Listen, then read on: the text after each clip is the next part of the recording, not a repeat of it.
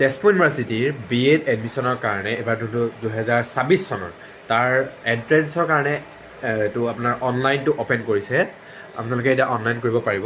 কিন্তু ইয়াৰকে আৰু যদি আপোনাক বেছিকৈ জানিব বিচাৰে তেতিয়াহ'লে তাৰ আগত যদি চেনেলটো ছাবস্ক্ৰাইব কৰা নাই চেনেলটো ছাবস্ক্ৰাইব কৰি লওক আৰু বেল আইকনটো প্ৰেছ কৰি আৰু পাৰিলে ভিডিঅ'টো লাইক কৰি আৰু শ্বেয়াৰটো কৰিলে বহুত বেছি ভাল লাগিব বাৰু।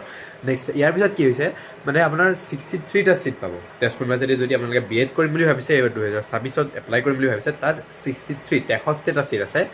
আৰু গ্ৰেজুৱেশ্যনৰ কাৰণে মিনিমাম 55% লাগিব তাত এপ্লাই কৰিবৰ কাৰণে। আৰু এপ্লাই ফি দিব লাগিব। তাত হ'ল 500 পৰা 1000 টকাৰ ভিতৰত আপোনালোকে এপ্লাই ফি দিব লাগিব।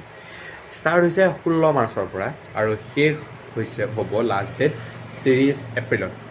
30 এপ্ৰিলত লাষ্ট ডেট। তাৰ আগতে যোনে যোনে এপ্লাই কৰিম বুলি ভাবিছে এপ্লাই কৰি লওক সোনকালে, কাৰণ তাৰপিছত লাষ্ট ডেটটো গ'লেতো এপ্লাই নহ'বই বাৰু। যদি আপোনালোকে এপ্লাই কৰিব বিচাৰিছে আৰু আমাৰ থ্ৰুৱেদি যদি কৰিব বিচাৰিছে ঘৰতে বহি ওপৰত যোনটো নম্বৰ দি আছে নম্বৰটোত কণ্টেক্ট কৰক আৰু ঘৰতে বহি ধুনীয়াকৈ খুব কম খৰচত এপ্লাই কৰিব পাৰিব। ধন্যবাদ।